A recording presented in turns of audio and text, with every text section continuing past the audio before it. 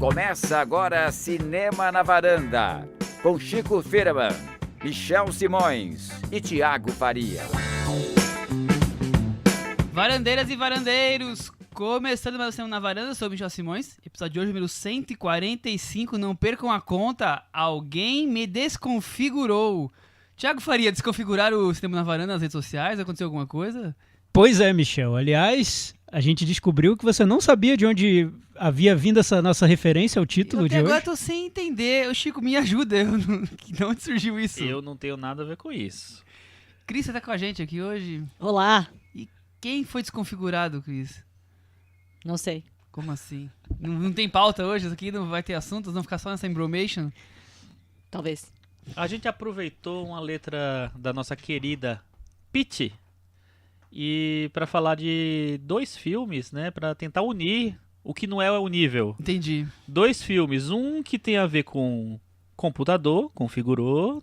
Entendi. Tô fazendo aquele link, aquele linkzinho. sinal do link. E também ao mesmo tempo tem uma coisa que acontece no filme O Conto e que desconfigura a personagem da Laura Dern, não é isso? Desconfigura a vida da Laura A Dern, vida digamos da... assim, né? é. Perfeito, Chico. Pra quem Então- não tinha visto sentido no nosso título, você foi Claro exemplar. que não viu mesmo. Pois é. Quero saber se vocês conhecem essa música da Pitty, porque eu não conheço, mas tudo bem. Claro.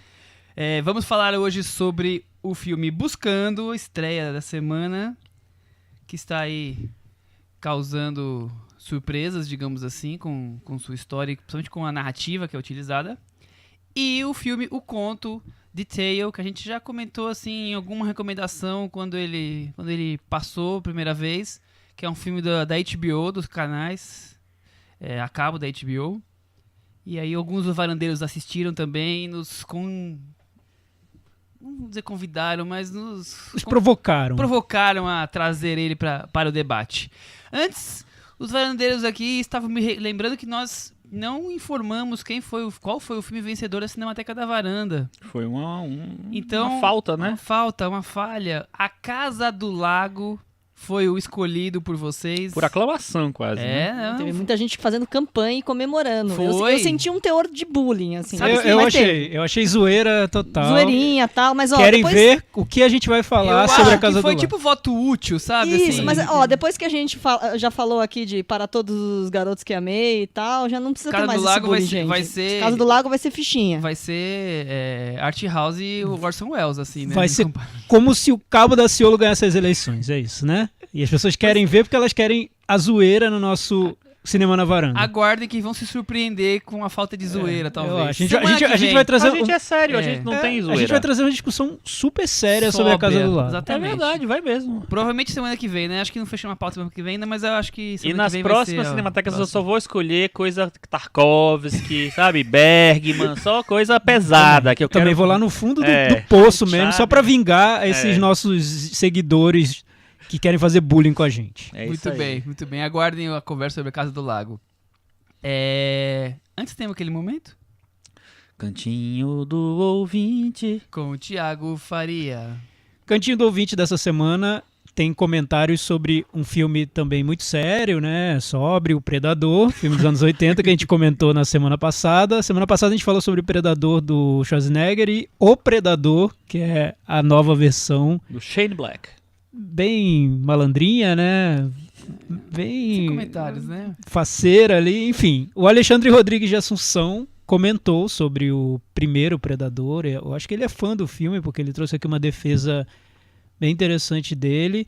Ele falou que na década de 80 o gênero brucutu, que teve como representantes famosos o Stallone, Schwarzenegger, entre outros, o gênero trouxe alguns bons filmes na mão de diretores bem criativos. Esse filme, O Predador, é o caso. Não sou preconceituoso com filmes de ação, é um gênero interessante que merece atenção. No filme temos uma espécie de desconstrução do herói invencível. Aos poucos, os heróis imbatíveis e arrogantes vão sendo dizimados por uma força ainda maior. Esse é um bom filme na medida em que mantém na narrativa uma certa tensão e prende o interesse da audiência em tentar entender o que realmente está acontecendo. Revelado o segredo, temos um excelente filme de monstro com os efeitos práticos sensacionais de Stan Winston. Sua criatura rende bons momentos de terror e até uma certa expressividade e surpreende ao devolver a expressão "você é horroroso" ao protagonista do Schwarzenegger. Então, aí a defesa do Predador, feita pelo Alexandre Rodrigues. De bom, né? Assunção. De Assunção, exato. Gostei, bem. gostei. Bragança por bom, né? Orleans e Bragança, gostei. O Vincent Seserig, Peraí. Toda semana... ele comenta e eu erro o nome dele. Não sei se você erra, porque eu também não sei como é o nome dele. Toda semana a gente fala dá uma pronúncia diferente pro nome. Antes era Vincent, Vicente, Vincent agora. Eu gostei do Vincent. Então, assim, Vamos pedir pra ele... Vicente, Vincent, Conta pra Vincent. gente. Fala pra gente, como é que pronuncia o seu primeiro nome e o seu segundo nome, por favor. Traz semana que vem que a gente vai descobrir essa pronúncia. Ele fez um comentário bem interessante. Ele escreveu assim: filmes bons do Shane Black. Máquina Mortífera. Aí ele escreveu Natal. Kiss Kiss Bang Bang. Natal. Iron Man 3. Natal. Filmes fracos ou ruins. The Nice Guys. Halloween.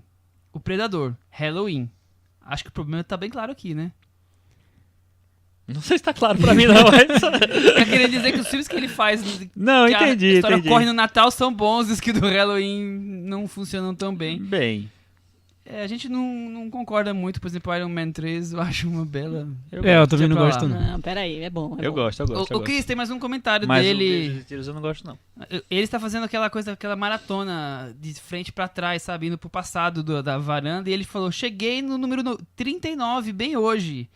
Parabéns pelos 2 anos e uma semana de casamento. Muito obrigada, muito obrigada. Muito bom. Thiago, continue. Olha, o Carlos Lira, por falar em ouvintes frequentes aqui do nosso podcast, ele detestou Nossos o Predador. habituês. Ele disse que o filme é muito fraco, uma história sem pé nem cabeça, com furos de roteiro pra lá de gritantes, presença de personagens desnecessários, a mãe, por exemplo, com piadas fora de hora, fora de tom, muitas vezes, pra piorar um protagonista insípido, inodoro e incolor. O melhor personagem é o rapaz do Moonlight. Cotação do filme pra ele é raquítico, e ele defende o anterior, ele disse que gostou do anterior. O Leandro Vec, ele fala o seguinte, sobre rever filmes de que você gostou quando era criança. Falou: a grande verdade, só reveja os filmes adorados na infância se estiver pronto para se decepcionar. Revi Garotos Perdidos, que eu adorava, e fiquei pensando: meu Deus, quem diabos eu era antigamente? Eu fiz isso também, o mesmo filme Calma, também. gente, Eu também, eu também me questionei. esse eu não vou rever Gente, de jeito nenhum. não dá pra você cobrar um filme que é feito para criança, para adolescente, e você achar que agora você é adulto, que ele vai ter que ter a mesma pegada. Às vezes tem, mas não precisa ter. Né, necessariamente. Esse foi um que não caiu bem. Mas tudo bem. Mas o Leandro, ele disse o seguinte: só vim comentar pra dizer valeu, Cris. Tudo em caps lock. Opa, De novo você, Cris. Quase que perco o Popstar. Não sabia que esse filme existia. Pra ser perfeito, só faltou uma ponta do Will Ferrell. não é mesmo? Senti que no final do filme eu já não sabia mais o Teorema de Pitágoras. Partes também. inteiras do meu cérebro tinham sido destruídas, mas que tinha valido a pena. Ah, mas eu tenho certeza que valeu. Eu esqueci de falar uma coisa importante semana passada. Esse filme é produzido pelo Judd Apatow. Então, Como tudo no cinema como tudo no cinema americano. de humor. praticamente. Era só o que Né? faltava, né? Era a Agora cerejinha. eu vi uma lágrima caindo do olho de algum varandeiro que eu não posso falar o nome.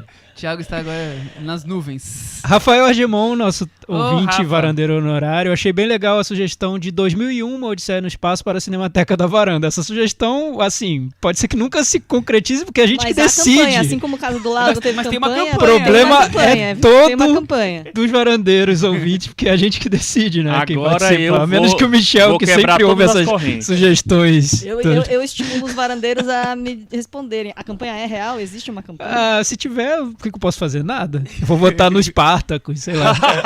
Não vou escolher o 2001. Nem eu. Aliás, pensando nisso, vocês poderiam fazer uma edição com filmes que completam 50 anos em 2018. Além do 2001, saca só essa listinha: Noite dos Mortos-Vivos, Planeta dos Macacos, Bebê de Rosemary, Bullet, Era uma Vez no Oeste, Teorema. Isso sem falar em outros filmes como Desafio das Águias, Enigma de uma Vida, Crown Magnífico, Barbarella, Um Convidado Bem Trabalhão, Na Beira da Morte, Faces, Um Estranho Casal, C. Que ano? Nossa, que ano, realmente. 1968, Beleza. por vários motivos. foi Tá um belo fechado. ano. Minha próxima Cinemateca da Varanda vai ser Barbarella. Sim. Já E eu tá indicando. eu achei muito boa essa sugestão do Argemon. Seria um programa que duraria 50 horas, mais ou menos. Eu teria que abandonar meu emprego pra ver esses filmes tudo de Seria novo. mais longo do que a horário eleitoral do Alckmin. Mas, Seria. ó, eu acho que a gente... Teria mais inserções do que o Alckmin. Eu tenho uma sugestão, aproveitando a sugestão dele, eu acho que a gente pode fazer um negócio interessante. Pegar essa lista de filmes que estão fazendo 50 anos e cada um escolher um entre esses filmes pra ser a Cinemateca 50 anos desse Pode ano. ser. Eu uma acho ideia bom, boa. eu O gostei. Chico Aí, deu ó, uma ideia viu? boa. Viu, Argemon? Você tá pautando a Argemon, varanda você conseguiu garantir já em tempo real. um mês aí garantido aí. E o Vitor mais? Almeida, ele foi ver o Predador novo sem expectativa alguma e terminou achando um filme divertido. Não ficou ofendido, Que achou, parte? achou tudo debochado, esculhambado, se rendeu à sessão. Tudo é tão caótico que a única opção que me dei diante daquele momento foi rir de tudo aquilo. Pessoal, why so serious? O filme é legalzinho, confessem. Voltando ao Oscar, vocês não mencionaram a Claire Foy em Primeiro Homem. Vocês acham que ela não tem chance de entrar na A disputa? Claire Firma. Foy tá cotada como atriz coadjuvante. Ela não deve... Ah, não pra atriz. não deve- Depois que não tava ainda É. no... E ela é Nas um recomendações dos aqui. nomes mais cotados pra atriz coadjuvante hoje em dia, então pode ser que entre mesmo. Eu vi o trailer, achei meio desanimador, assim. Mas tem uma, sei lá, regra invisível do Oscar que tem aquela coisa de indicar o casal inteiro. Então, por exemplo, Hotel Ruanda indicou um filme que nem lembra mais que existe, né? O Eu Don nem vi Cheadle esse. Eu indicado. nem lembrava também. Ele falou Aí, Hotel Ruanda, eu eu lembrei não do vi. Hotel Marigold. Sophie Okonedo foi indicada, assim, um papel pequeno, que enfim, hoje em dia você esqueceu já. Mas tem um pouquinho disso, sabe? O Russell Crowe e Jennifer Connelly no A Mente Brilhante, enfim. Só pro DiCaprio que não teve. Exato. Mas o DiCaprio a gente tem que derrubar, né? Se indicassem a Academia. varanda, seria Michelle e Chris, algo assim. Isso aí seria dupla indicação, com certeza. É o Chrishell, né? É. Chrishell. E o Chrishell, com certeza, ele bateria ele empataria com o grande recorde que só tem 3 filmes que ganharam o melhor filme, diretor, ator, atriz e roteiro. Ele seria o 4º filme. Muito bem. Muito Maravilha. Quando A eu magnífica gravo esse história filme- de Chrishell. Isso, beleza, olha. Aí a gente já pode selecionar quem vai interpretar o Michel. Quem poderia ser o intérprete do É Michel? o Ryan Gosling. Ryan Gosling, boa. E a Justo, Chris, E a Claire a Foy. Chris seria a Claire Foy. A Claire Foy boa. Claire Foy, boa, Claire boa. Foy. Ryan Gosling e A Claire gente Foy. chamou o Realmente. Damien Chazelle pra fazer essa direção, né? Exato, Damien É Chazelle. isso aí. Damien Chazelle que fez muito sucesso nos festivais americanos, mas nos festivais europeus passou desapercebido. É porque a Europa quer mas substância, Vale né? falar porque Veneza a gente já comentou e agora tá passando San Sebastián, também as pessoas não estão gostando Não tem muito. jeito, eles estão É. em outra vibe. Mas tem isso, né? O First Man, por exemplo, ele também não foi tão bem recebido em Veneza, né? Foi uma coisa meio mediana. Passou... Em Toronto, em Telluride. Aí virou um dos favoritos pro Oscar. Exatamente. Ainda tá bem cotado. Então tem esses 2 pesos e 2 medidas mesmo, né? Vai Vamos deixando a gente ver. mais curioso sobre o filme. Exatamente. Falando em Oscar, Chico. Falando essa- em Oscar, Essa semana nós temos o boletim do Oscar. temos o com boletim os de Oscar atores. de melhor ator. Quem são os nomes palpitantes? Palpitantes. Olha, os palpitantes das... Tô com uma palpitação agora. Palpimpão. Nas outras edições do boletim do Oscar, a gente falou que o Bradley Cooper tá muito, muito bem cotado pelo Nasce uma Estrela. Hoje eu acho que ele seria o favorito, porque, além de tudo, ele é o diretor do filme, é o primeiro filme dele, tem uma tradição do Oscar de indicar esses atores que viram diretores também como ator. Nem sempre eles ganham, mas ele está muito elogiado pelo papel. Então ele é o favorito hoje em dia para ganhar. O Ryan Gosling, que a gente já falou agora do First Man, né, também está cotado. É aquela coisa de fazer uma biografia, né, do Neil Armstrong. Então tá no difícil páreo ele não também. aparecer na lista, né? E aí tem uma bagunça ainda, né? Porque a gente não tem muita certeza do que vai acontecer. Muita gente está apostando no Robert Redford, que anunciou que esse filme chamado The Old Man and the Gun seria o último filme dele como ator. O filme foi bem recebido e tal, então ele estava cotado. Só que ele fez uma bobagem, né, para um candidato a Oscar. Ele falou, não, talvez não seja meu último filme. Então aquele ele já peso abriu emocional esse- que poderia ter, pode ser que não tenha tanto assim. Mas, assim, não quer dizer que ele vai ser indicado por causa disso. Porque, por exemplo, na época do Gran Torino, muita gente falava, vai ser o último filme do Clint como ator. E ele não foi indicado. O Gran Torino, inclusive, foi totalmente esnobado, né, pela academia. E depois, inclusive, ele fez outros filmes como ator. Então, esse aqui muda um pouquinho. Mas ele tá cotado. O filme é do diretor que o Thiago gosta, que dirigiu aquele filme do Fantasminha, do Casey Affleck, e do Meu Amigo Dragão. David Lowery? Exatamente. Mas o do Fantasminha eu não sou tão fã, Eu não. sei, eu tô Essa brincando. pode provocar. Tá bom. Aí temos aqui alguns que, inclusive, não estrearam ainda. Não, tem o Viggo Mortensen. Inclusive, o filme dele, dirigido pelo Peter Farrelly, sem o Bob Farrelly... Tá sendo um sucessinho, foi um sucessinho. Foi um Acho que sucesso. Então. Um sucessinho. Ele ganhou o prêmio de público em Toronto. Ganhou o prêmio de público. Eu ouvi uns podcasts sobre Toronto e, enfim, o que eles dizem é que é um filme muito crowd pleaser, que o público adora, que a sessão foi super... Joga pra É um galera filme com querido, sucesso. mas que tá naquela vibe Um Sonho Impossível, da Sandra Bullock, sabe? Pode ser indicado, mas dificilmente vai ganhar.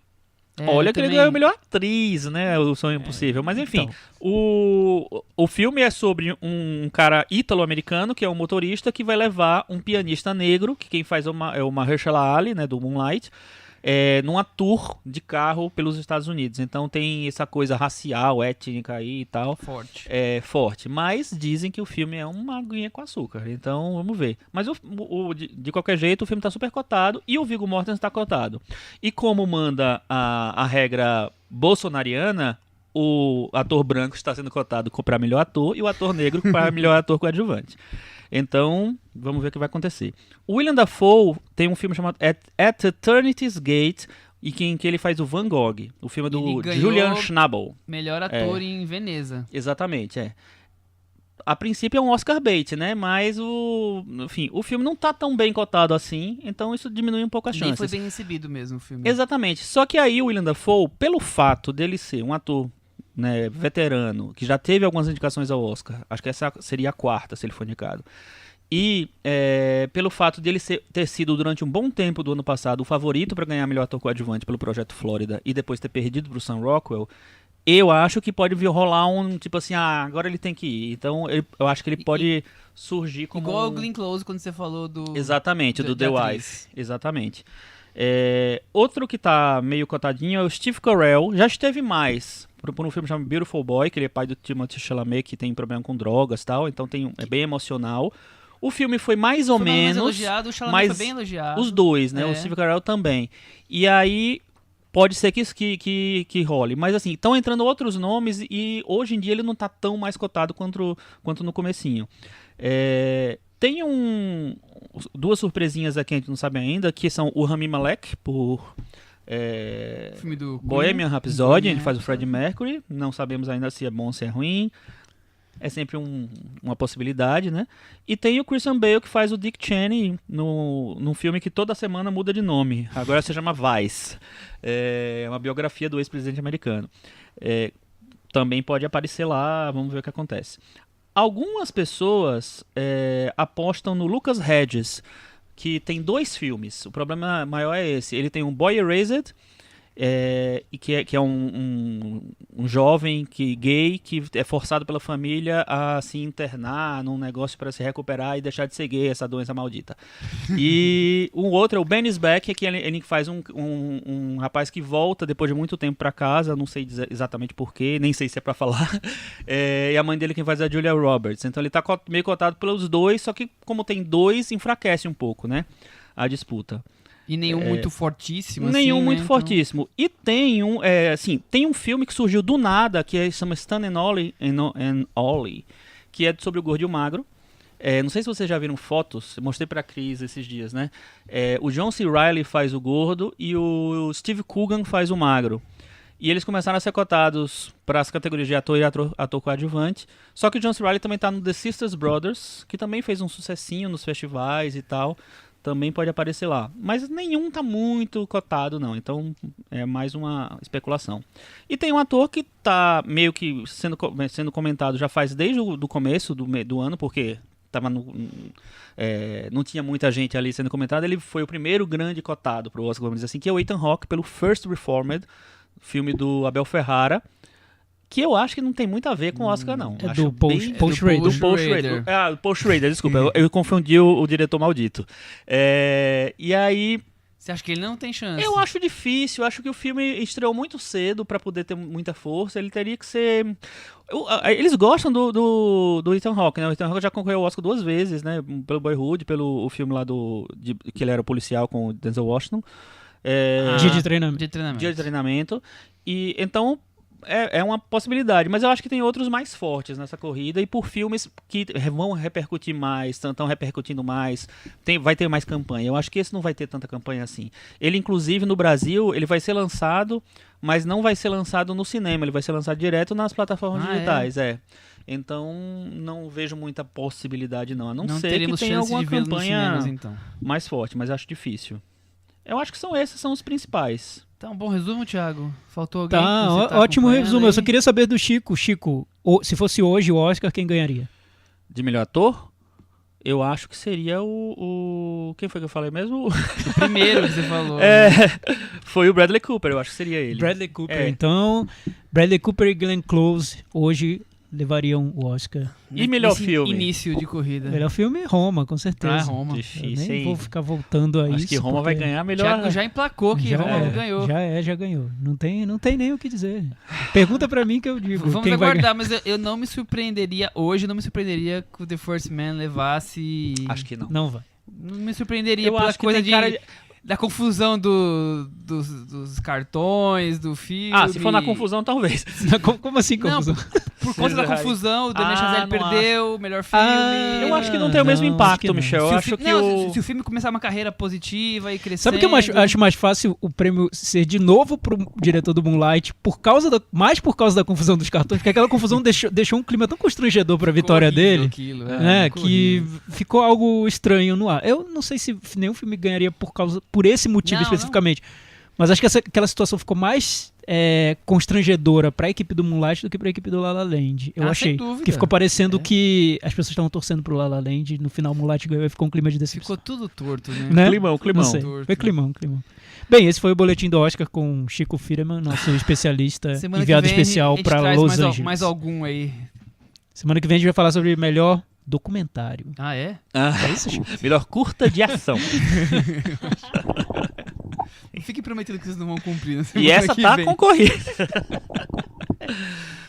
Queridos, vamos falar sobre Buscando. Vamos colocar ordem aqui nesse podcast. Vamos falar sobre Buscando, um filme dirigido pelo Anesh Chaganty, sei lá como é que é a pronúncia desse nome, eu chamaria de Thiago. Anish Chaganty.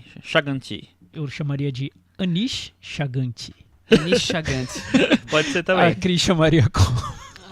Não vou me arriscar, Você não viu nem como é que escreve o nome, né? Não vou me arriscar. É a estreia desse diretor.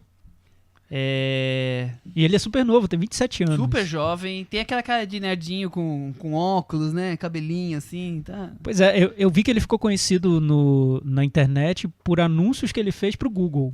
Tem um anúncio do Dia das Mães, que você digita o nome dele no Google, vai ser, acho que a primeira entrada ali, que é um anúncio bem fofo, Dia das Mães, criativo, que ele fez. Então ele era conhecido por isso. Surgiu dali. Tudo a ver, né, com o primeiro longa dele. Tudo a ver, com certeza.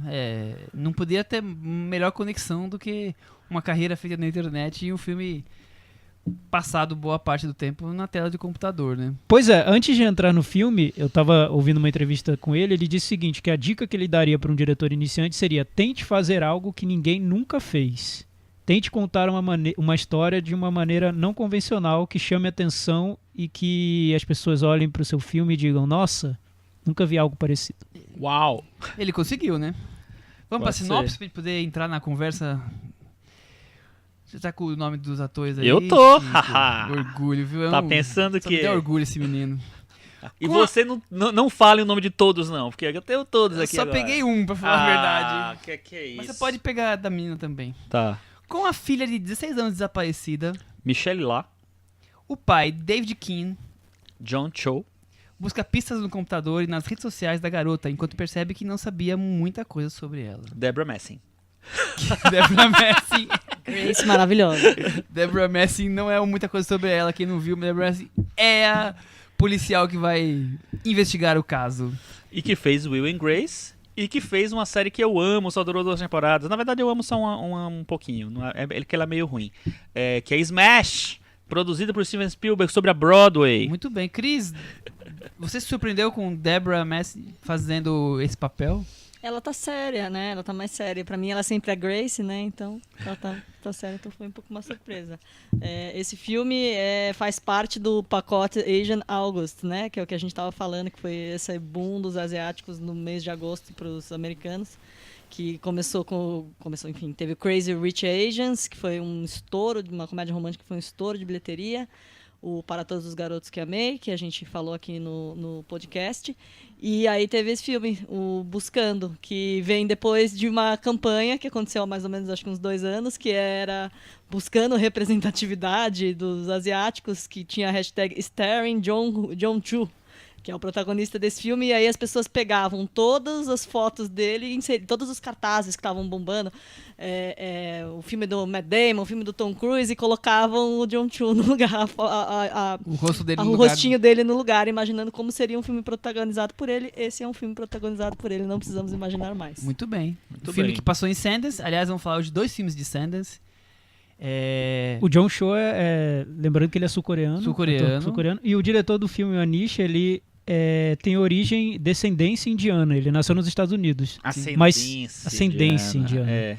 E sempre fazem perguntas pra ele sobre cinema indiano. Ele acho que é o que ele mais O responde. que você acha Pergunta de sobre Bollywood, Bollywood. né? Deve ser Bem, a né? pergunta, né? Por que será? O Shyamalan é um dos diretores preferidos dele. Então, Ah, O John Cho, ele fez o Columbus, que a gente comentou aqui também, né? Um filme do ano passado. Foi lançado no Brasil no ano passado. Ele é do ano passado mesmo. Que é um filme que a gente gostou, né? Que achou bem interessante também. E ele está em Star Trek. Falamos de Columbus, episódio número 93. Já faz um tempinho, né? Era Um Dia a Casa Cai. Ele estava junto com mãe do Darren Aronofsky. Olha só que dupla, né? De Nossa, filmes. ainda bem que a gente falou de Columbus nesse episódio. Pra gente, dar uma aliviada, né? Pra gente não... Pois pegar então, pesado. buscando esse suspense. Thiago Faria, o que você achou do filme?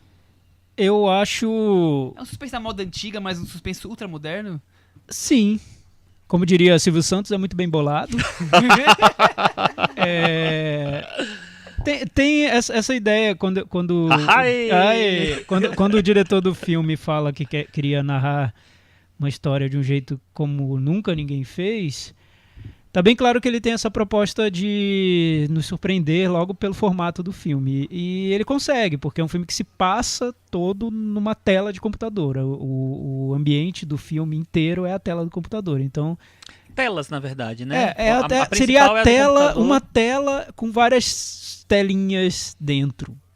É como se a tela do cinema fosse uma tela de um laptop e os vídeos, os registros visuais aparecem ora num canal de YouTube, ora num FaceTime, no celular, enfim, são telas de computador ou de celulares.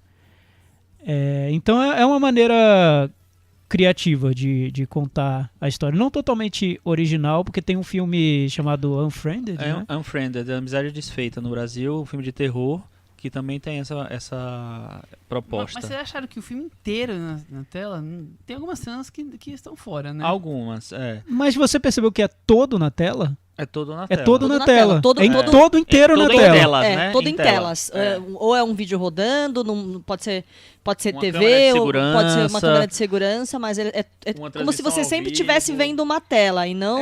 Tanto que né? o filme A começa... tela tá mostrando uma o tela, O filme sempre. começa ligando o Windows com a produção de tela do Windows e ele termina desligando o computador. Uma O das filme coisas- inteiro se passa Uma no das computador. coisas que eu mais gosto do filme é que ele não inventou marca nenhuma. O Facebook é o Facebook. Tipo, né, o Bozo não é o Bingo. Eu não sei... Isso é muito legal. Dá ele uma assumiu, eu não sei a que autenticidade. custo, o que é, mas me deu uma autenticidade. Então é Google, Facebook, Windows é Windows. E vamos que vamos. Tipo, as interfaces são bem aquelas que a gente está acostumado. E outra coisa que me chamou a atenção e que eu falei pro Michel e que eu fiquei muito curiosa é que assistindo no Brasil está tudo traduzido. E eu pensei que aquilo ali foi um trabalho do campo, Nossa, possivelmente. mas eu pensei a mesma coisa, Cris. Quando eu vi aquela sequência inicial com tudo traduzido, meu Deus, só né? Que esforço foi. Mas é o filme inteiro. Então, e tem O pequenos filme inteiro. detalhes, assim, aquelas conversas. Então, abre uma tela de conversa de WhatsApp, aí você vai lendo ali, tem tudo em tem português, a ver, todos os detalhezinhos, E os nomes, as fotos, tudo E certinho. no começo eu fiquei pensando assim, nossa, mas pra que fazer isso, né? O filme, então é melhor ter dublado o filme já de vez. Mas não, porque assim... Faz sentido. Faz total sentido, porque assim, ia ser muito complicado, né? Você ter que ler e ter que traduzir. Que ia ter nas telas. Ia ser muito complicado. E eu acho que o filme se apoia numa coisa que a gente fala assim, quando você tá lá rolando o timeline do Facebook e de repente você viu que passou 2h30 em que você ficou lá só, né, vendo. Então, eu acho que o filme se apoia nesse voyeurismo nosso de querer ficar fuçando tela. Então aí tem aqueles diálogos de WhatsApp aberto, então tem aquelas coisinhas, então você vê as últimas frases que foram mandadas, aí o vídeo, a hora que ele compara os vídeos, não sei o que. Então eu acho que ele tenta trabalhar esse nosso fascínio pelas redes sociais, assim, na hora que a gente... né, essa dependência mesmo, na hora da gente assistir o filme, ele consegue trabalhar isso na estética dele mesmo, eu acho. E o que eu acho que, pra mim, o que funcionou de uma maneira meio surpreendente pra mim no filme, foi que, como você falou, teve uma amizade desfeita que tem essa mesma lógica de ser totalmente na tela. Tem um filme como Ferrugem, que a gente falou recentemente, que tem muita... na primeira parte usa-se muito internet, assim, e eu até achei um uso inteligente, não pareceu forçado pra mim. Os diálogos, a maneira, sei lá, os emoticons, emojis, né? Emoticons é da minha época, né? Usados, sabe? A maneira como... Eu achei meio espontânea. E nesse filme, que tem uma proposta muito mais radical... Eu acho, me surpreendeu em como ele pensou muito bem na maneira de passar de uma coisa para outra para não ficar forçado. Em nenhum momento eu achei que ficou forçado, sei lá, o uso de alguma plataforma lá. Para mim tudo estava meio justificado. E é isso que um pouco que a Cris falou, assim, a gente está muito dependendo de tudo, então o filme mostra muito isso e usa todas essas coisas. E eu achei bem interessante como ele vai passando de uma plataforma para outra sem ficar uma coisa, sei lá... Supernatural. De uma maneira supernatural, Como ele usa registros diferentes, isso eu achei interessante no filme, porque tem um registro visual que difere do FaceTime pro vídeo do YouTube, que o filme usa vídeos mais jornalísticos, né, de canais de TV. Pra tela da TV, quando tá passando... Então ele marca registros diferentes. E isso que o Chico e a Cris, que eles apontaram do filme ter a versão nacional e a versão brasileira dele, ele vem todo já traduzido nos textos de WhatsApp, nos textos que aparecem na tela. Isso mostra como o filme trabalha muito com a linguagem do textual mesmo, um filme escrito, né? Não é um filme, a gente está muito acostumado ao filme que é muito falado, que parece rádio. Esse é um filme muito por escrito, super, né? Porque você lê muito o filme. Ele tá ali investigando, lendo as redes sociais da filha, quer dizer, é uma leitura. Você vê o rosto dele se surpreendendo com o que tá descobrindo, né? E vai lendo. Lembra um pouco aquela conversa do filme do Assayas, né? Sim, lembra Aquela sim. coisa de ficar só trocando mensagem 20 minutos e você criar uma tensão. Ele faz isso o filme todo, né? Nesse ponto ele vai mais além ainda. Porque ele tenta criar uma estrutura de thriller. Ele tenta fazer um thriller dentro desse ambiente que ele criou, de um filme que se passa dentro de uma tela de computador. Então, ele criou uma limitação para a narrativa dele. É como se fosse um desafio que ele tem. Como eu narro essa história sem sair dessa tela? Eu não posso sair da tela. Porque se eu sair por muito tempo, as pessoas não vão entender o que aconteceu. Mas também eu tenho que ficar mantendo uma certa coerência. Eu não posso trapacear muito. Eu acho que ele trapaceia, sim, mas eu não posso trapacear muito.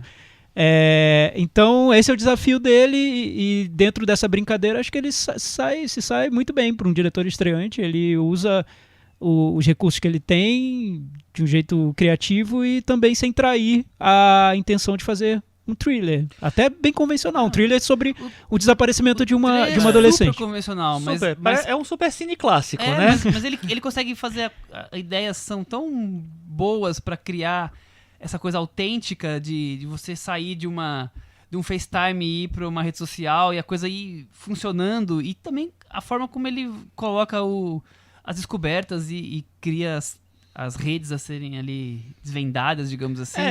Eu gosto disso, de como ele pega essa estrutura de thriller e consegue transportar cada pedacinho pra cada coisa. Tipo assim, o cara não vai no local, quer dizer, vai também, né? Mas não vai e descobre as coisas no local. Ele vai também num site de vídeos e ele descobre coisas, entendeu? Então ele vai, pesquisa nas mensagens de Facebook, no WhatsApp, coisas que seriam, sei lá, seriam na vida real, ele consegue transportar cada pedacinho pro Sherlock virtual. Holmes estaria ali de lupa procurando...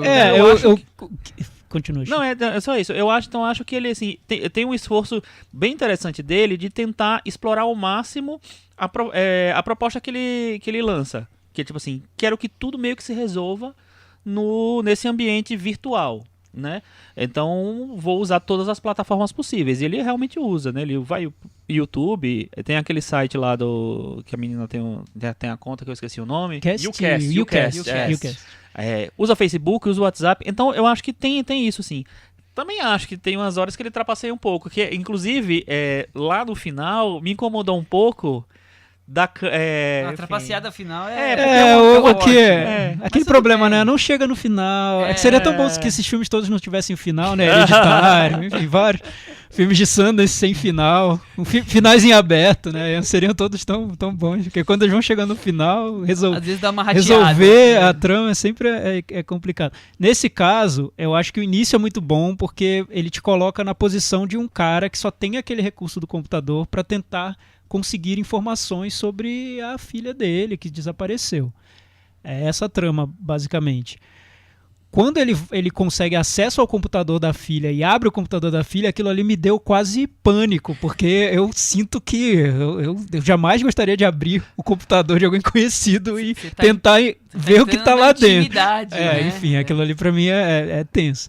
Enfim, a partir do momento em que tem o personagem fuçando o computador e descobrindo conversas, descobrindo vídeos e fotos, aquilo ali eu acho que o filme trabalha de um jeito bem interessante. Eu vi o filme com a Ale Marucci, ela comparou o iniciozinho do filme ao Up da Pixar, porque ele conta toda uma história de um casal usando os recursos ali que ele tem à mão. Vídeos, né? E ele faz um curta-metragem sobre a história de um casal, enfim, que tem marcado por uma tragédia e tudo mais. Mas a partir do momento em que o personagem principal sai da posição de um usuário do laptop dele, do Mac dele, e vai para a investigação em carne e osso, acho que o filme começa a trapacear muito, porque ele começa a usar vídeos do YouTube que estão abertos, sei lá por quê, na tela do computador. Parece que o filme passa a dialogar mais com o público do filme do que com o personagem. E no início do filme, para mim, a grande graça era me colocar no ponto de vista do personagem. Aí eu acho que ele começa a trapacear loucamente, assim, usar trechos e mais trechos de noticiário no YouTube para localizar a gente na ação, com imagens aéreas, perseguindo os personagens. Buscando enfim, soluções para tentar fazer 100% na tela, mas eu ainda tenho dúvida se ele conseguiu. Tem umas cenas, por exemplo, que ele vai ligar pra filha, que ele não tá usando o telefone dele, nós estamos olhando pra ele na cozinha. O que tá ligado ali? Às vezes ele liga porque liga, né? É a câmera do... Tem uma cena em que ele... Tudo isso é mais pro final do filme, né? Então, não quero dar spoiler, mas eu acho que os problemas estão mais pro final do filme. Que ele espalha câmeras de vídeo numa casa pra ter provas, mas tá tão óbvio que aquilo ali é pra tornar a ação mais interessante pra quem tá vendo. Né? Não, eu acho que além do mais interessante, pra deixar tudo enquadrado. Mas ainda assim, eu acho que ele se mantém fiel à proposta e se mantém fiel a essa essência de supercine, onde tem essas reviravoltas meio rocambolescas, onde tem, assim, sei lá... Mas ele também não... Tem uma coisa que eu achei legal, até que você podia falar sobre isso. Ele não fica buscando um vilão a cada 15 minutos, né? Que muita série, normalmente, quando tem um crime, alguma coisa faz, né? Pensei que...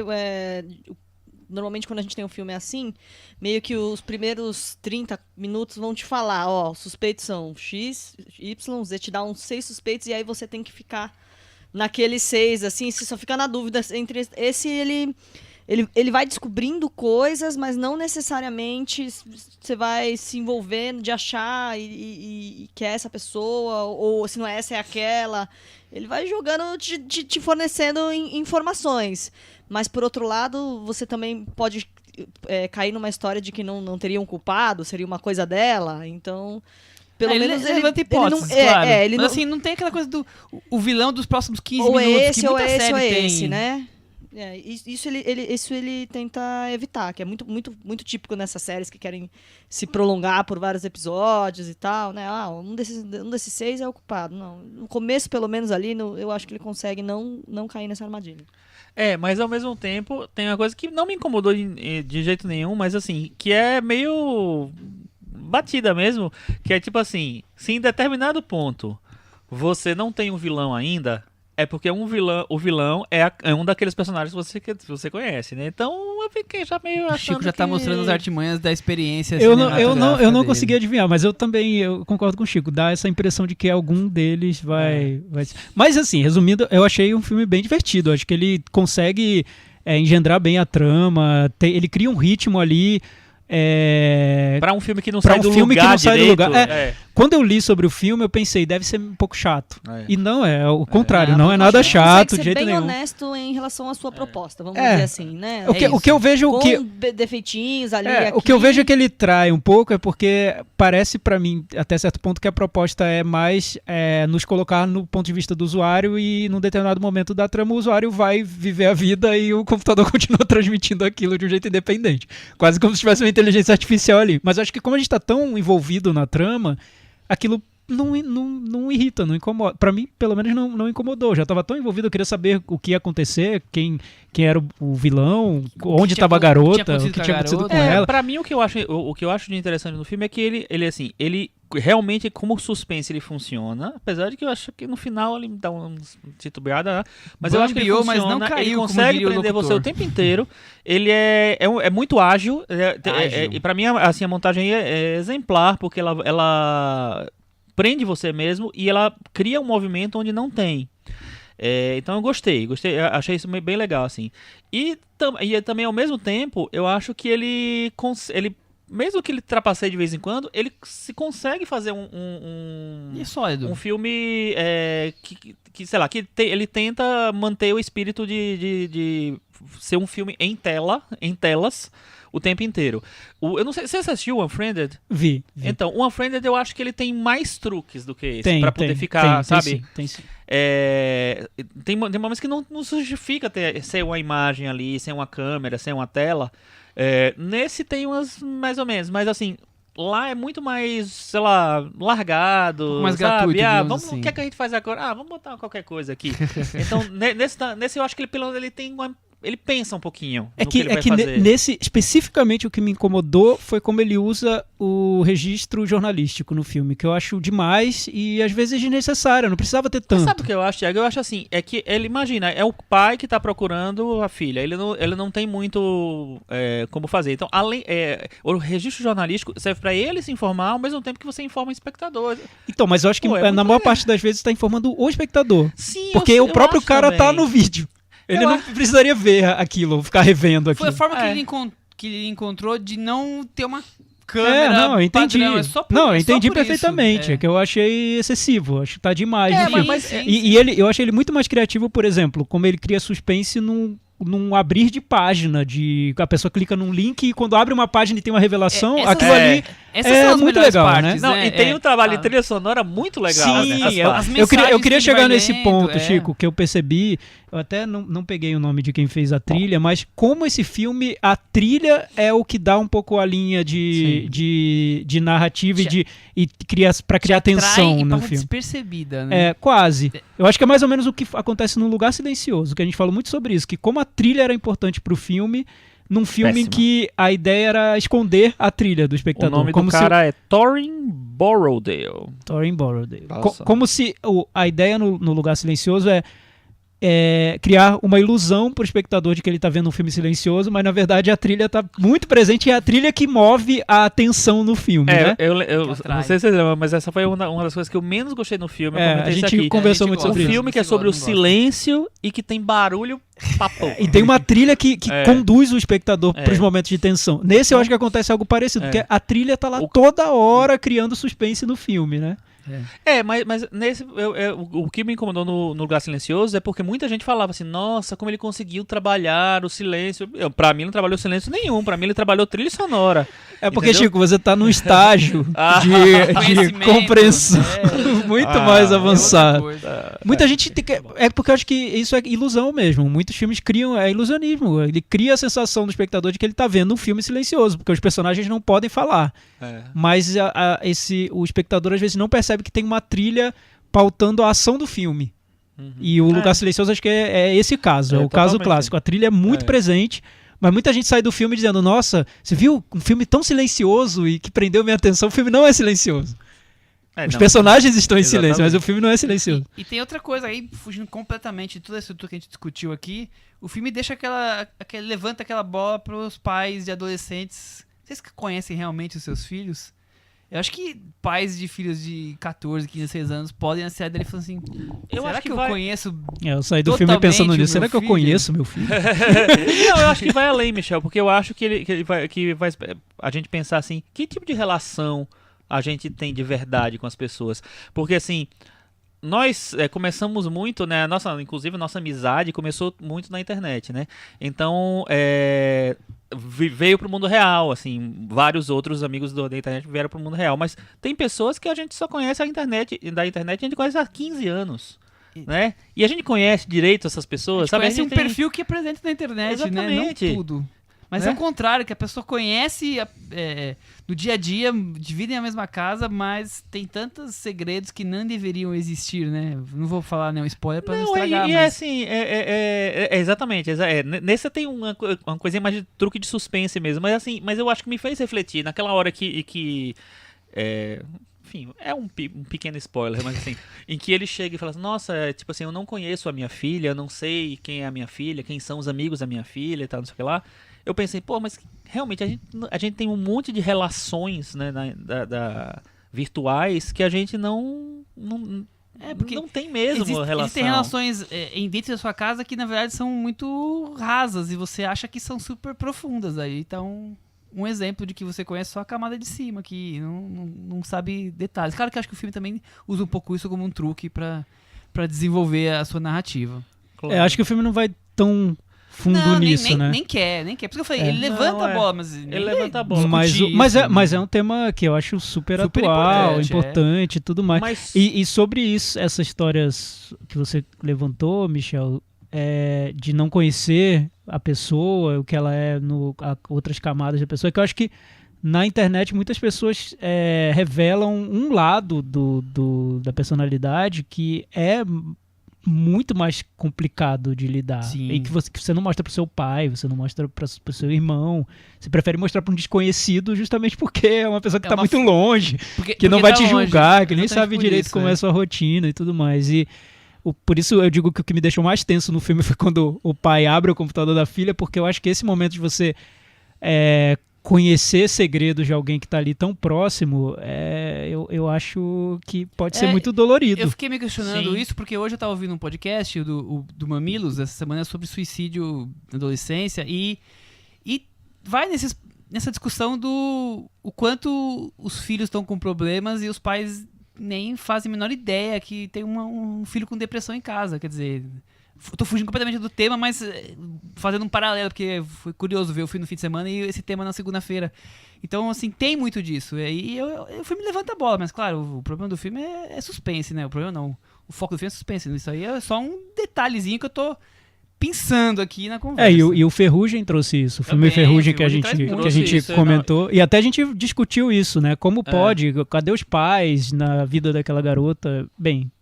E o Yeon-Lu, que a gente falou rapidinho também, que é exatamente sobre um menino de 16 anos, músico, que se matou, e que isso tudo aconteceu do lado da família, a família achando que estava tudo normal, e porque parecia realmente que estava tudo normal, pelo menos no filme meio que fica claro isso. Realmente mostra, assim, é um filme, assim, que eu nem acho tão incrível, mas eu acho que ele mostra uma realidade meio triste mesmo, e tem relevância dos tempos atuais, né? Mas eu queria voltar só para um tema, o primeiro que a Cris levantou, que é essa história do filme étnico, Eu achei bem interessante ver um filme estrelado por um cara de ascendência asiática. A menina que some é uma menina de ascendência asiática. Tem o irmão dele que também, enfim, fecha um pacote assim. Então, Que não precisa levantar bandeira nenhuma, né? Mas o que eu falo é o seguinte: apostar num elenco principal. Tem a Deborah Messing, tudo bem, que é americana clássica. Num elenco asiático, é bem interessante, né? Resolver apostar num filme que é um filme de bilheteria, vamos dizer assim. É um filme que quer tal. Tá buscando. E que muitas vezes isso não acontecia porque as pessoas simplesmente achavam que não ia dar bilheteria. Então, beleza, vamos botar o asiático como um personagem só ali. Ele é tipo o protagonista, tem a filha dele, tem o irmão dele. Então tem toda uma coisa. Recentemente eu vi também acho que é o terceiro ou é o quarto, não sei direito, daquela série The Purge, né, que é Noite de Crime, eu não lembro Noite direito. de Crime. Que esse é a primeira Noite de Crime. Eu fiquei muito surpreso porque virou um filme black. É um elenco praticamente completamente black. Se passa num bairro que eu nem pesquisei direito, mas eu acho que é um bairro de Nova York que a população é basicamente negra, e é um filme que o herói é negro, todo mundo em volta dele é negro, assim, e virou um filme, é um filme produzido pelo Michael Bay, é um filme, sabe, um filme de bilheteria, um filme que mira isso, e que, teoricamente, nos outros filmes dessa série, não era assim, né?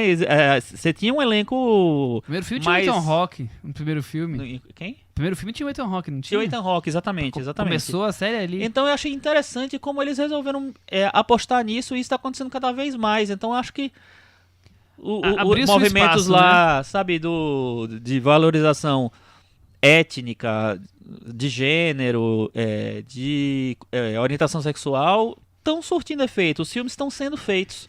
E filmes que miram num público maior. E eu acho tão mais interessante, Chico, assim, vendo como essa questão da diversidade, até num filme como Buscando, que é um thriller, como a gente disse, é um thriller convencional narrado de um jeito diferentão. Mas você vê um elenco de origem asiática já muda tanta coisa no filme. Acho que dá uma especificidade que o filme nem tá buscando, mas que tá nos atores, e que ele nem precisa localizar direito aqueles personagens, mas são personagens que trazem uma história tão forte que bem melhor do que o que seria o convencional em Hollywood, que seria colocar um ator louro de olhos azuis e uma garotinha adolescente branquinha, lourinha, porque seguindo os padrões, seguindo o padrão de publicidade, porque o que move Hollywood são critérios de publicidade, né? Exato, e a publicidade busca essa beleza padrão que é aceita e que seria supostamente o sonho de consumo das pessoas, quando na verdade, né, as pessoas são e não só isso, muito mais variadas, digamos assim. Até pouco tempo atrás, o que justificava ter o personagem asiático, ter o personagem negro, ter o personagem, ter uma mulher em outro tipo de papel, ter um personagem gay, era tipo assim, você tinha que ter uma justificativa pra ter aquele personagem. É o amigo gay de não sei quem, sabe? É o parceiro dele que é negro, é o parceiro dele que é asiático. E nesse não. Ele não precisa justificar nada, é simplesmente a história de um cara que é coreano, acabou, sei lá, enfim. É o detalhe só, então, isso, né? Não é o... Mas eu acho que vai além. Acho que o que acrescenta, sem estar dito no filme, é positivo, porque cria camadas ali que a gente pode buscar, o espectador pode buscar, sem que o filme coloque explicitamente. O Para Todos os Garotos que eu Amei também tinha isso, eu vai falar exatamente desse filme. Esse eu acho que é até mais ainda, porque é tipo uma comédia romântica clássica, você pega do nada, você não explica. Você não precisa. E ela ainda tem um pai americano, entendeu? Um americano mesmo, clássico. E aí eu acho que tudo certo. Tudo bem. Tá tudo certo. Isso é que eu acho mais legal, né, nesses filmes. Vamos para o Metavaranda? Vamos. Cris Lume. 7.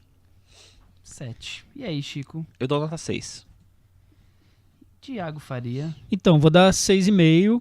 Eu acho que para um primeiro filme é surpreendente mesmo, tamanho, né? Ele merece fazer sucesso. Eu tô vendo que a bilheteria dele tá boa, por enquanto acho que fez mais de 50 milhões no mundo. Para um projeto pequeno, acho que ele já deve estar lucrando. Eu vi que ele não divulgou o orçamento do filme, mas acho que já deve estar de bom tamanho. Né? E a tendência é crescer. Eu acho que é um filme que vai vai crescer. A sessão em que eu vi, as pessoas se envolveram no filme inteiro e muita gente elogiando e tudo tipo mais. É tipo filme que cresce no boca a boca, Eu né? acho que vai ser sucessinho. tende a virar um cultzinho, né? Também acho. Eu também dou 6,5, com isso ele ficou com 65 Nossa, eu no pela primeira Metavaranda. vez na história. Você é a nota mais baixa. Nossa, que Você absurdo. é Eu só dou É uma porque, mais Chico, você viu de tudo, como diria a Bjork no filme do Lars von Trier. Ele tá falando isso, You mas seen it all. é o segundo filme seguido que ele é a nota mais baixa.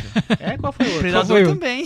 Não, mas o Predador é outra coisa, né? O Predador, ele Ficamos jogou então, da com varanda. 65 e ele está aqui na varanda buscando, está aqui competindo para o Varanda Awards do final do ano. Vamos aguardar. Então, temos um filme aprovado de Sundance. Olha só que maravilha. A gente fica sempre criticando o cinema indie americano de Sundance. Não, a gente fala bem também. Nas poucas vezes que ele merece.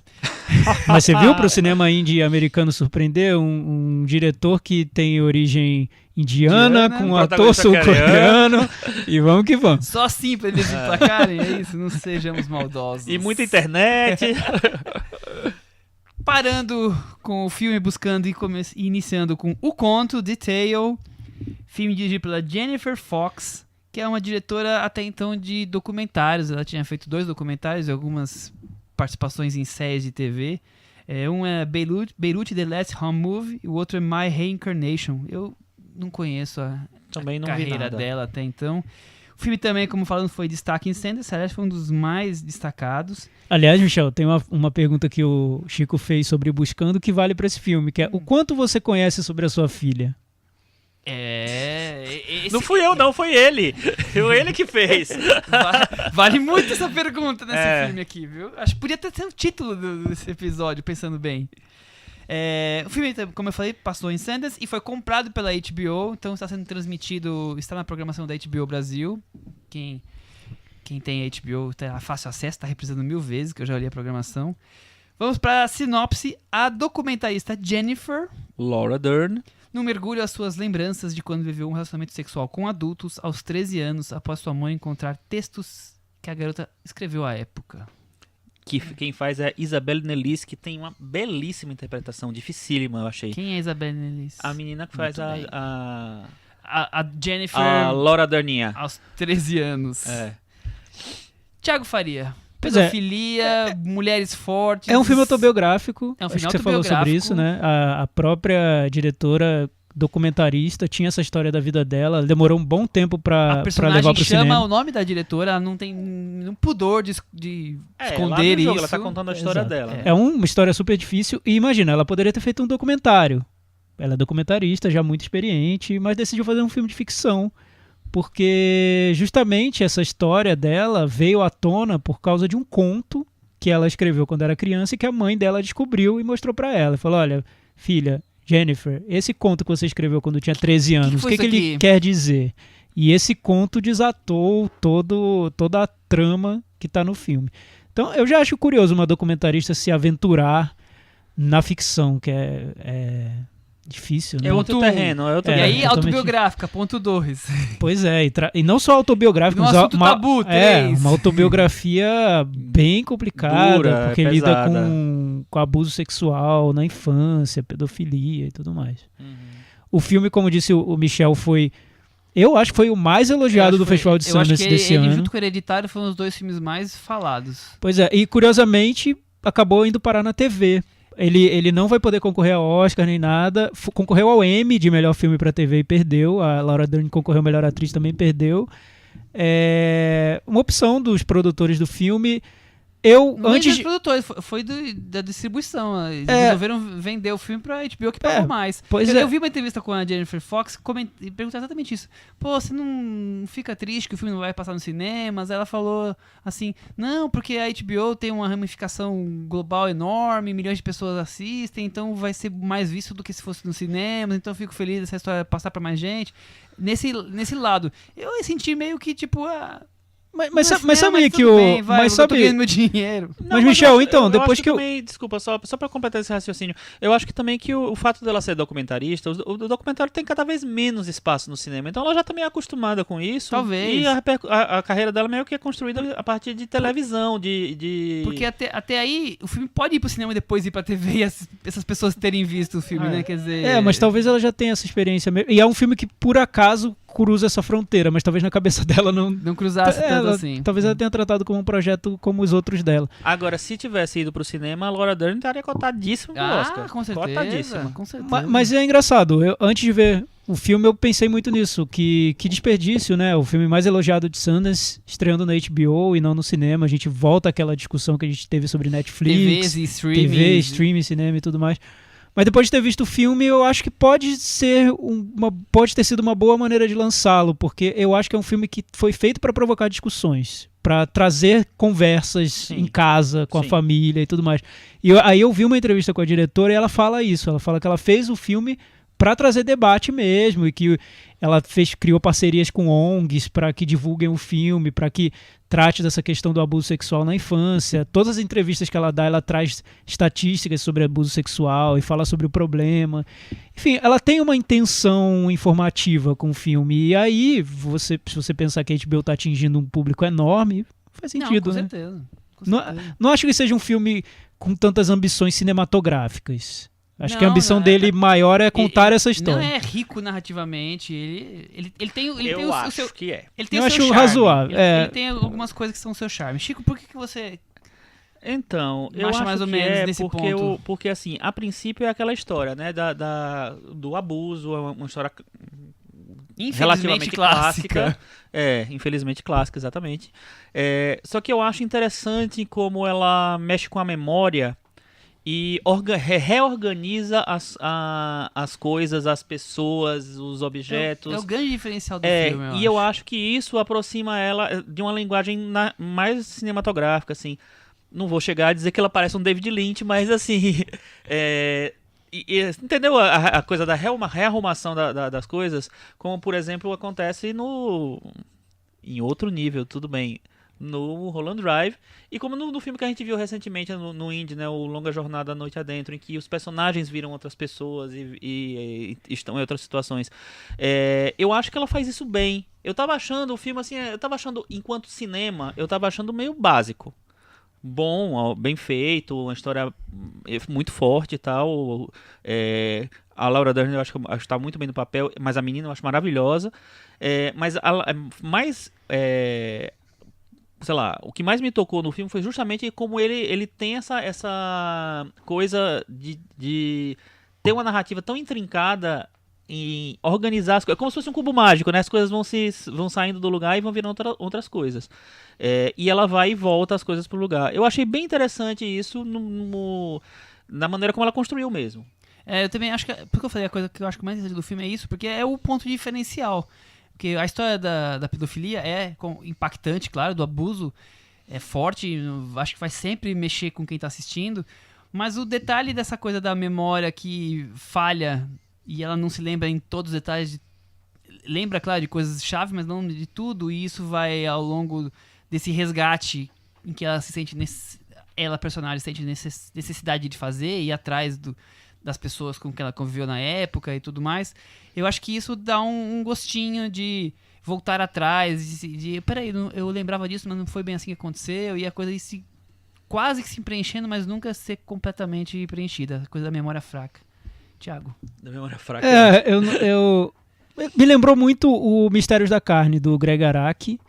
Não sei se vocês lembram do filme. O filme que eu gosto. Um dos garotos, são 2 adolescentes no filme, e um deles acredita que foi abduzido por extraterrestres. O Greg Araki é um diretor que lida muito com o fantástico no cinema dele, então ele cria toda uma atmosfera de filme fantástico, é bem dirigido e tudo mais.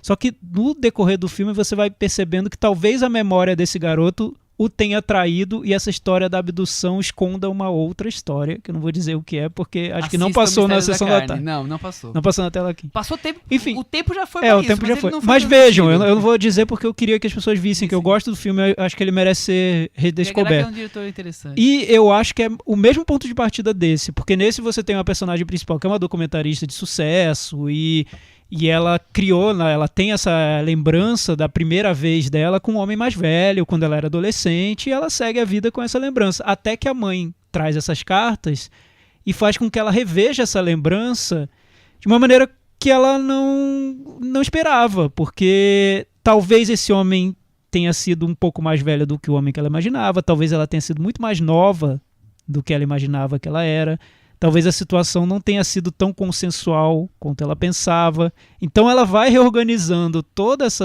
essas lembranças até chegar num cenário de quase filme de terror, né? Bem, o filme, como disse o Chico, ele vai arrumando essas peças como se fosse um cubo mágico mesmo, aos pouquinhos, até que a gente tem a dimensão dele. Um dos truques que ele usa, truque não é negativo nesse caso, é positivo, eu acho, que é mudar até a idade da personagem nas lembranças da Laura Dern. Primeiro ela aparece mais velha e depois ela aparece mais nova. E essa mudança de idade já provoca um desconforto na gente que é total, impactante, né? Então... E tem uma coisa que eu acho que é chave também, que ela escolheu uma atriz que não tem esse perfil lolita, né? Não. Não, é bem criança mesmo. E ela fala na entrevista que é de propósito isso, mesmo, é bem planejado. Eu acho que nem a atriz tem o... A preocupação com as cenas é até louvável. A maneira como foi gravado o filme, nas cenas mais complexas, assim, sexualmente... Ela não contracenou com o homem, tinha uma psicóloga, mas não sei quem, assistente social, tinha uns 20 pessoas em volta dando assistência pra atriz. Foi uma coisa assim... Foi muito cuidadoso. De quem sofreu. Sim. De quem sofreu e não quer. Claro, exatamente. Ela foi muito cuidadosa, acho que nem querer que a atriz sofra e nem querer passar uma imagem... de que tá, de alguma maneira... glamorizando, né? Ratificando.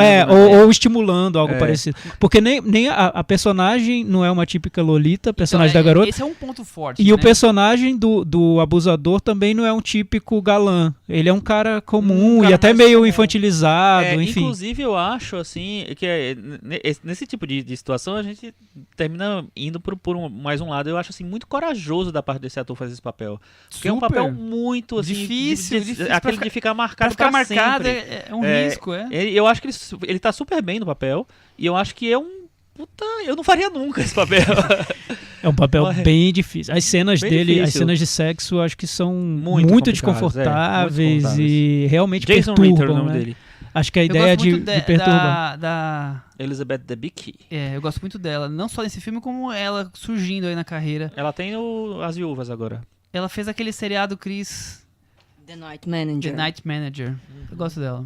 Mas voltando à questão das memórias, que eu acho que esse é o ponto do filme. Até numa entrevista que eu vi da diretora, ela disse que queria fazer o filme mais para discutir essa questão das memórias, como elas são construídas e como elas constroem a identidade das pessoas, do que o abuso infantil mesmo. Apesar de discutir também essa questão. Mas como a personagem vai entendendo a própria vida e colocando essas memórias em xeque, o filme traz de um jeito muito sensível e que não chega a nenhuma conclusão definitiva sobre nada, né? Nem se... Como aquela personagem adolescente encarava aquela situação, o filme traz umas 3 versões diferentes e deixa a gente decidir no final. Ele traz uma versão mais suave, né? Como se fosse um romance super justo, né? Como em outras situações você fica com essa coisa do impacto, né? Do soco no estômago, né? Fica tudo esse... porque misturado. também tem a questão do ponto de vista da adolescente, né? Porque quando você tem 13 anos, acho que é um momento muito de transição em todos os sentidos, né? Então você ali na pele de uma pessoa de 13 anos, você talvez se veja muito mais madura do que você e depois com o distanciamento, sei lá, você já tem 50 anos de idade, você olha uma foto de quando você tinha 13, aquilo pode te chocar. Você fala, nossa, eu era muito nova naquela idade, eu não devia estar fazendo esse tipo de coisa, eu era muito nova. Mas você muito nova, quando muito nova, talvez não pensasse assim. Isso, você então, acha o filme normal. O filme está sempre jogando com essas diferenças de ponto de vista e do que está na sua lembrança, do que era no passado, do que você é hoje. É muito complexo. Eu não sei, Chico, aí eu discordo um pouco de você. Não sei se cinematograficamente ela dá conta de tudo isso que ela quer. Acho um filme muito singelo, às vezes, cinematograficamente. Assim, tudo bem, pro bem, mas simples, né?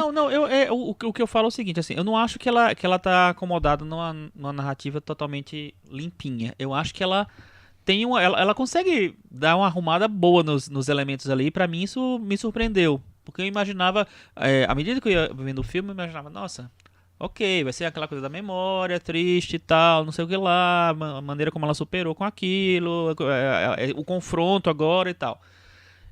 Mas não, a cada cena ela tinha a coisa de como a memória se rearruma, né?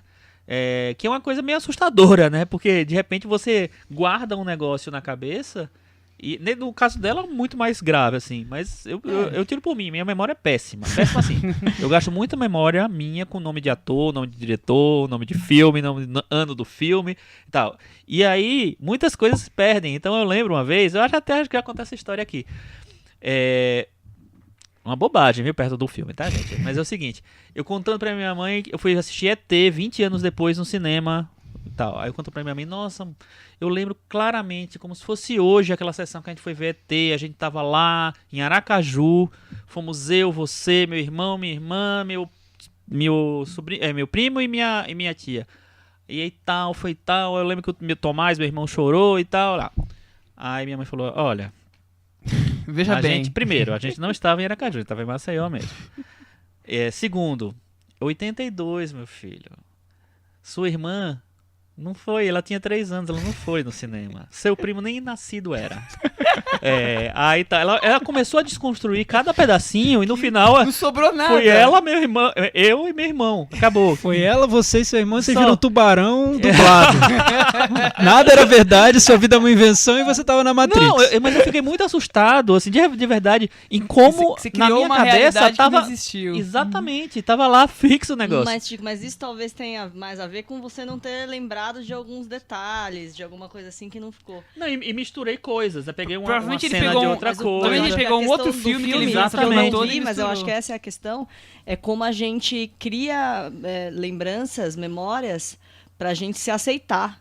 Pra É gente isso. Se proteger. se proteger e ficar mais confortável Era o que eu ia falar, com isso, quanto né? disso Isso é foi um verdade. bloqueio dela mesma. Eu acho que é muito se pra proteger. seguir, claro. pra seguir vivendo verdade. tranquilamente, sem ficar preso àquela situação, né? Você superar aquilo, porque é algo tão terrível que você não superaria. Você passaria a sua vida inteira Remoendo voltando aquilo àquilo. e superou pela... Exatamente. Mas foi isso que o Chico escapando. falou acontece comigo toda hora. Sempre que eu converso com a minha mãe, até evito falar do passado, porque eu prefiro guardar minhas lembranças. E acontece sempre.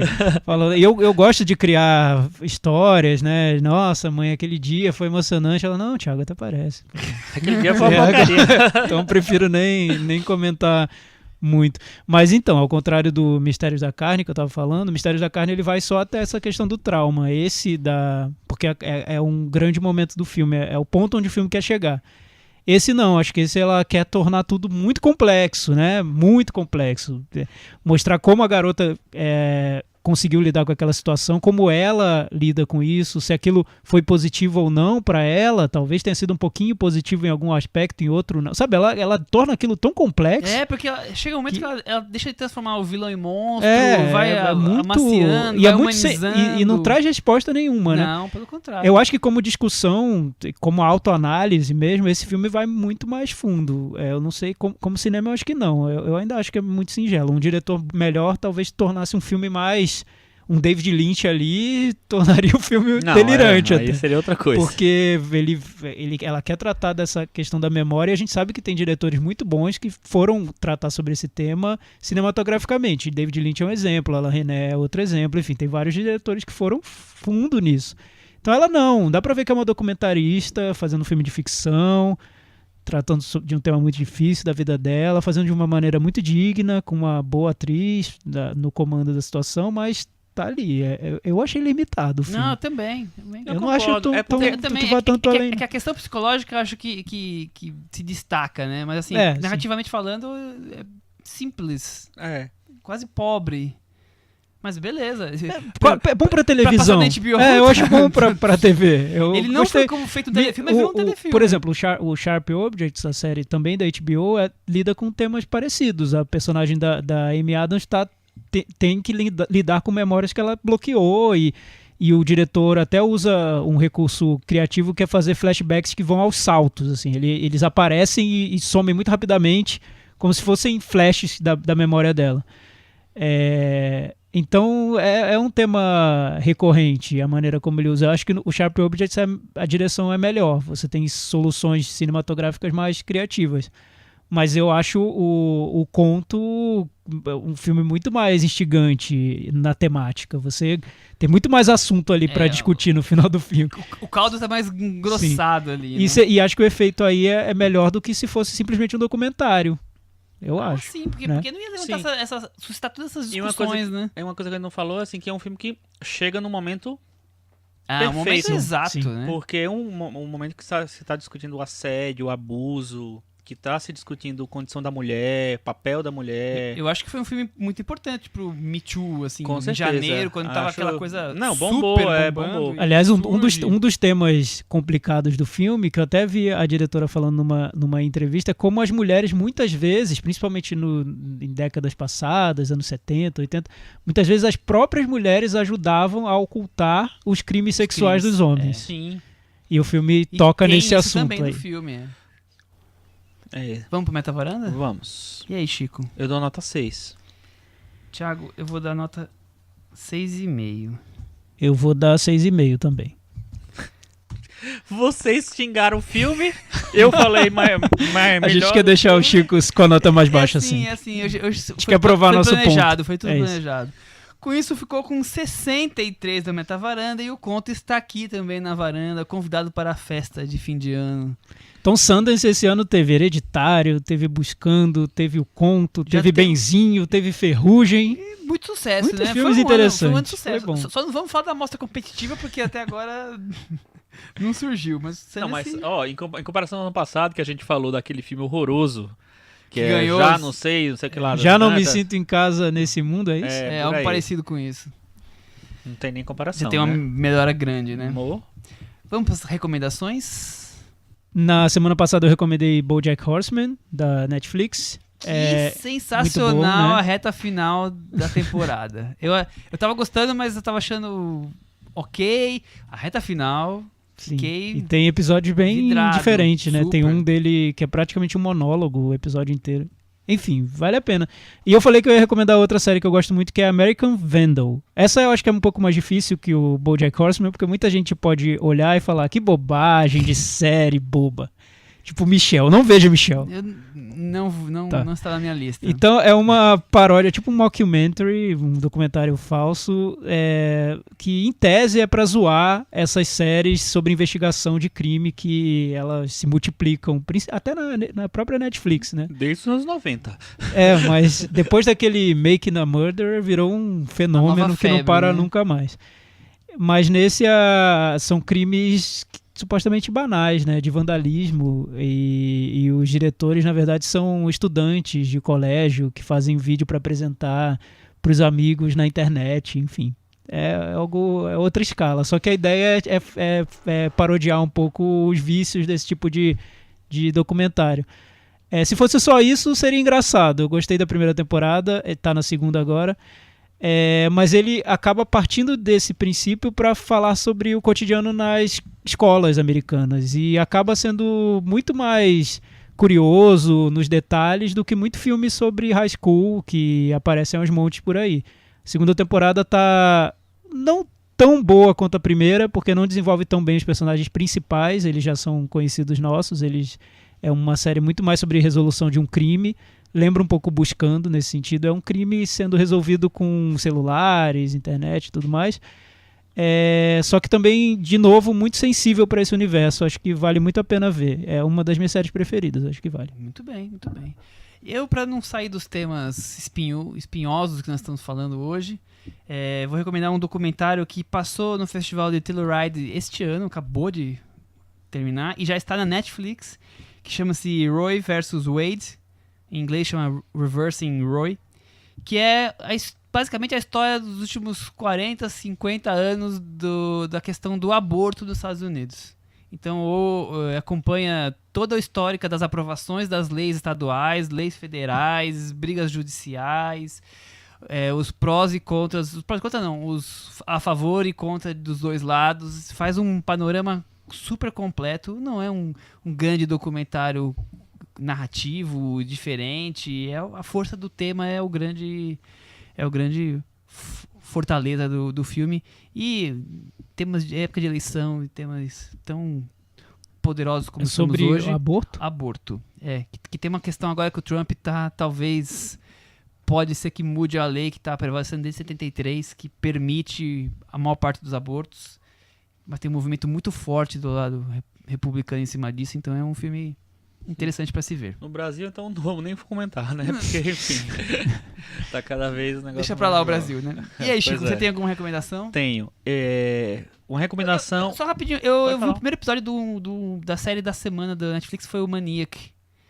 E aí, hein? Acho que fiquei no primeiro episódio só. Então, porque eu vi o trailer, eu achei horroroso o trailer. Eu tava passando no cinema. Mas o trailer lembra muito Michel Gondry, não é? Eu vi no cinema esse mas trailer. eu acho que ele Não. pesa mais pra essa coisa meio ridícula, sabe? Tem vários momentos que eu achei ridículo. Aquela coisa assim. muito melancólica, sabe? Talvez, o primeiro foi só a coisa de apresentar os personagens, foi muito pouco ainda. Eu precisaria ver 2 ou 3 pra poder ver se a história desanda. Mas acho que eu vou desandar, né?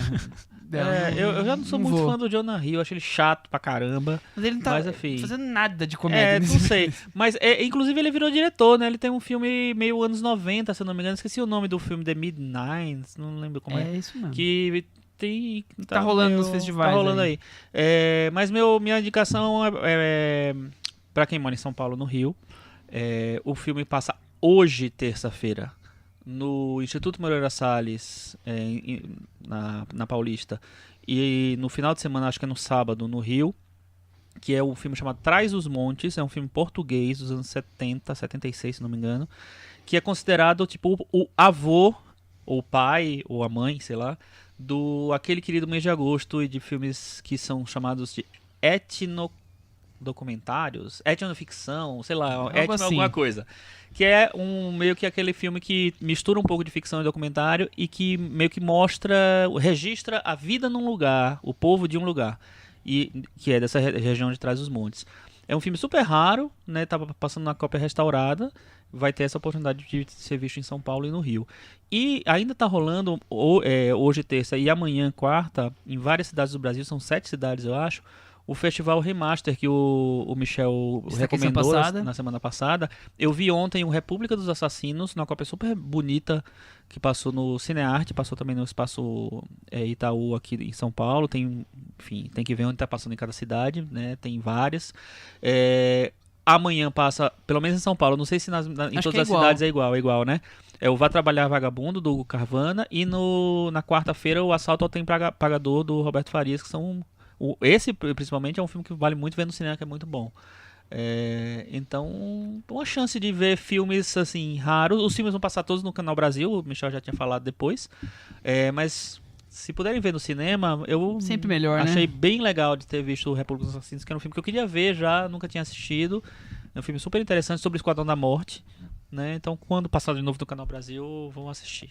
Muito bem. E para encerrar, não menos importante, a nossa varandeira honorária Cecília Barroso e foi lá veio aqui nos contar como foi o Festival de Brasília, que é o festival mais importante do Brasil de filmes ainda inéditos, digamos assim, que tem uma curadoria toda especial. O Thiago Faria é um filho de Brasília, acompanhou tantos e tantos festivais lá. Gostei, Michel, porque o povo lá de Gramado ficou indignado agora que você comentaram, com razão, porque eu acho que você tem toda a razão. Brasília é o melhor. Na nossa opinião, eu Brasília acho. é melhor, Nossa, certo? E tem história aí, não, nem Gramado, indiscutível. Gramado tá Indiscutível. tentando se recolocar, só aquele mas glamour, aquela tentativa. Acho que esse ano com a vitória do Ferrugem... Esse podcast não é transmitido no sul, né, do Brasil, espero. É transmitido no sul também, mas... É bom o Festival de Gramado. O Gramado vai nos entender. Mas o Festival de Brasília acaba que tá numa fase boa, né? Estão saindo filmes bem elogiados de lá. A edição desse ano, muitos que foram assistir bem elogiados. aos filmes falaram que tá num nível muito bom. O vencedor desse ano foi um filme chamado Temporada, do André Luiz Novaes, diretor de Ela Volta na Quinta, que a gente comentou aqui no podcast. Exatamente. O Los Silêncios ganhou o prêmio de direção da Beatriz Sennier. Que é um filme que passou em Cannes.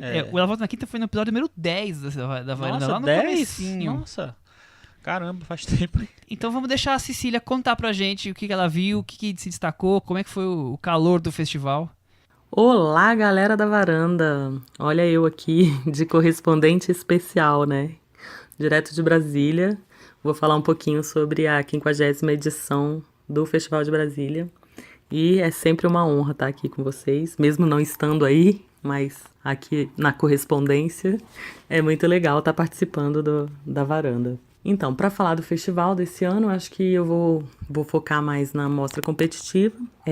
Então, esse ano a gente teve uma seleção bem interessante. A gente pode destacar alguns filmes. O Temporada, do André Novaes Oliveira, de longe, assim, é o meu favorito. Ele foi o filme que ganhou o festival, né?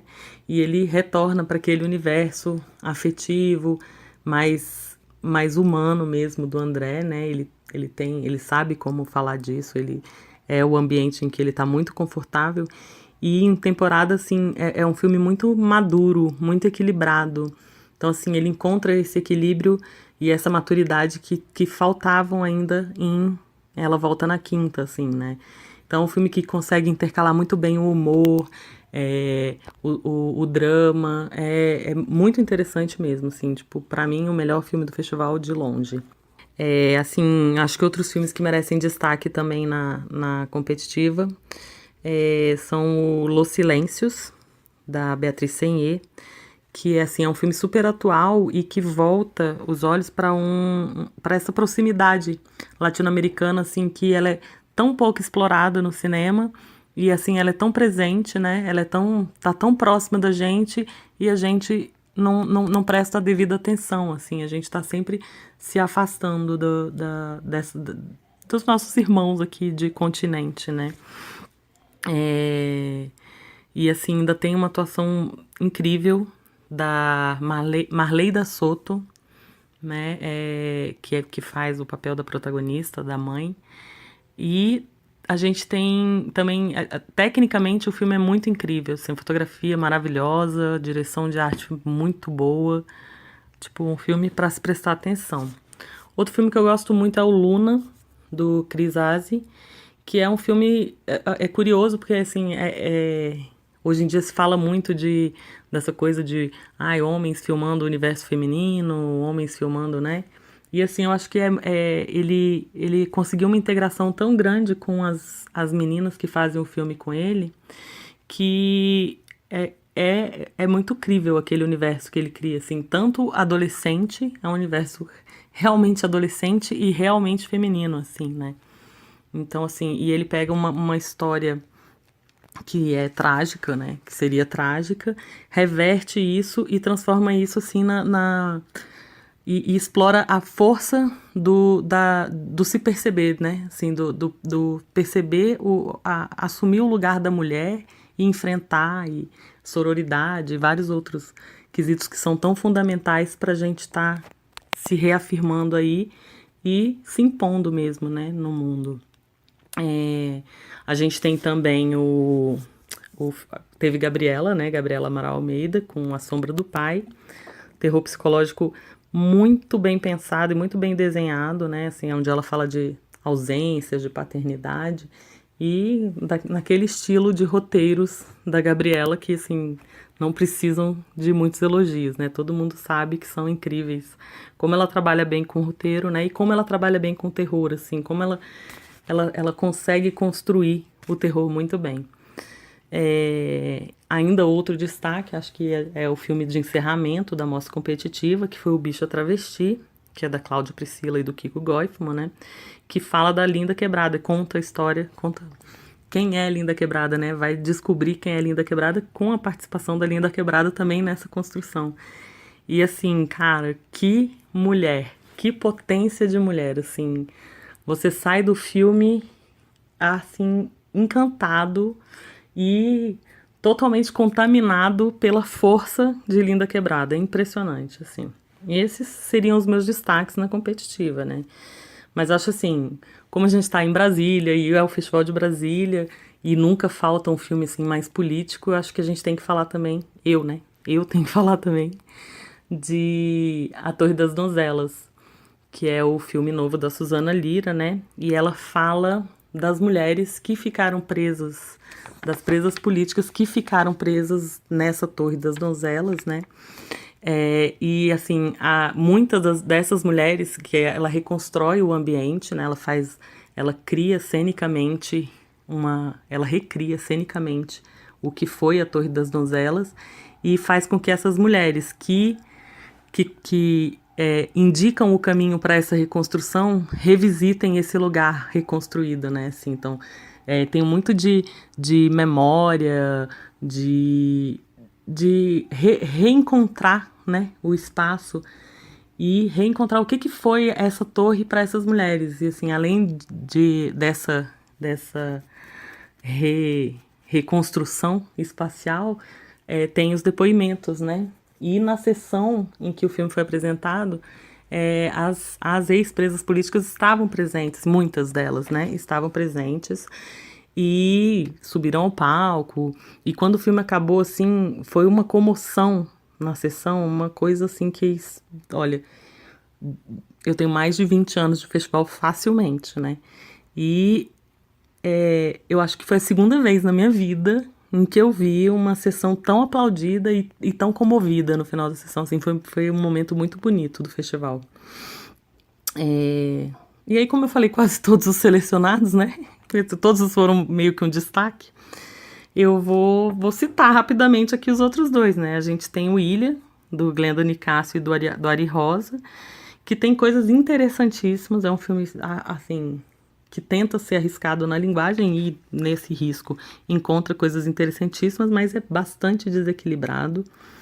E, assim, nesse filme, a gente não vê tanto afeto como a gente vê no Café com Canela, né? Assim, é um afeto mais tímido. Então, assim, os defeitos são bem mais evidentes, assim. Tem uma construção, tenta fazer uma construção metalinguística, faz uma construção metalinguística, mas não... A coisa não evolui, sabe, assim, acho que falta mesmo um domínio, alguma coisa assim. Teve o Bloqueio, né, que é um filme bastante complicado, que fala da paralisação dos caminhoneiros, que aconteceu agora, né, em abril. E, assim, é um filme muito de urgência, né, assim, tanta urgência que foi montado a jato para estar no festival. E é um filme complicado, assim, porque ele não consegue se aprofundar nem na complexidade do lockout, de quem estava por trás daquele movimento. Assim, é um movimento que ainda está sendo estudado, né?